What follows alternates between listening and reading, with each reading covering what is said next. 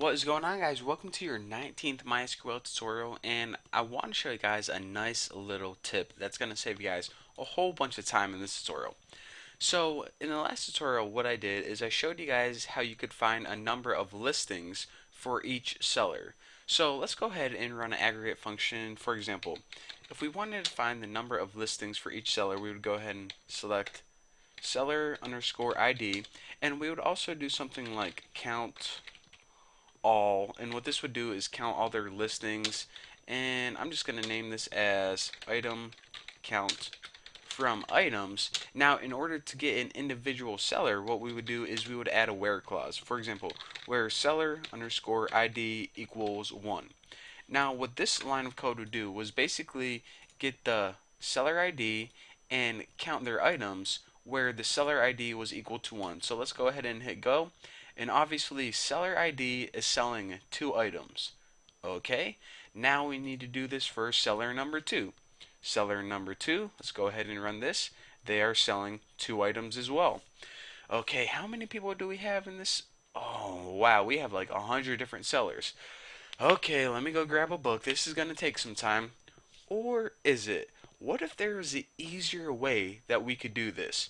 Instead of using this where clause, what we could do is we could use a new little trick called group by. And instead of having to type each individual seller, let me just go ahead and show you this. Whenever you use group by, just go ahead and type what you want to group by. For example, seller ID. And what this is going to do is it's going to list the seller ID and the number of items for each seller ID. In other words, for each seller. So again, instead of having a bunch of different where clauses for each seller, we can just go ahead and group them by seller ID, and it's going to do all of this automatically for us. So let me go ahead and hit go and check this out. How amazingly awesome is this? Again, using group by, we can see that seller 1 is selling 2 items. The next seller has 2 items listed, and let's see, like this seller has 5 items listed. This seller has 4 items listed. It's a lot easier than having to type each seller individually. Pretty dang sweet, huh? Now, furthermore, you can also filter the results of this. For example, let's say that we only wanted to list the users that have 3 or more items listed on our website. We only wanted to list the power sellers. So in order to do that, go up to your query, and of course, we need to still group by seller ID. And now, instead of a where clause, you use a keyword called having.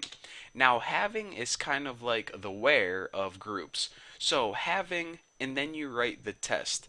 We want to list all sellers having a count, in other words, having items listed that are greater or equal to, I don't know, let's just say greater or equal to 3.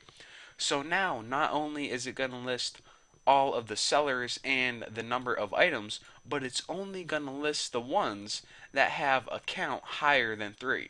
And that kind of looks like the, kind of reminds me of something. I can't tell exactly what. But anyways, whenever we list this, check it out. Now, the only sellers that are listed are the ones that have an item count of 3 or higher, 3, 4, 5, etc. So now, if you wanted to list like the top sellers for your website or something, this is how you would do that. Again, one last time. Having is basically, it's similar to the where clause where you can give a test and it can filter your results. Just remember this. Whenever you're using groups, remember to use the keyword having.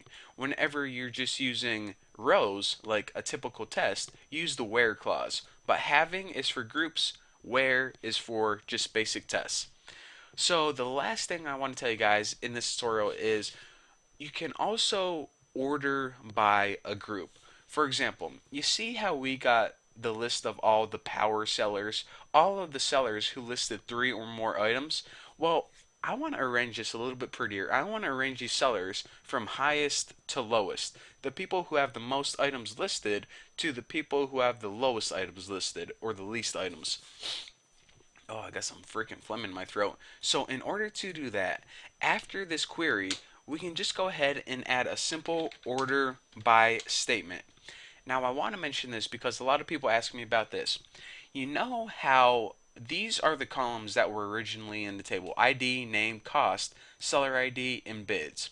Now, we also have this extra column that we named as item count. Now, this column is a temporary column. It's kind of like a nickname a column. So, can we go ahead and order by that column even though it isn't a permanent column? Well, yes, we can. Whenever we order by item count, it's going to order by that temporary column. In other words, the number of items for our sellers. Now, since we want to order from highest to lowest, we can't leave it at default because default is ascending from low to high. We want it from high to low, descending, just like that. So basically, let me go ahead and run this query and then I'll talk you guys through it. As you can see, it now lists the sellers in order for the sellers that have the most items listed to the sellers that have the least items listed all the way down to 3. So basically, even though this is a really long and probably confusing query at first glance, I'm going to tell you guys, basically you can read it in plain English. It's saying this. Take a deep breath. Give me the seller ID and the number of items from each seller who listed 3 or more items and arrange them from highest to lowest. So again, if you just read it in plain English, it's going to make a lot more sense. And that's typically what I do.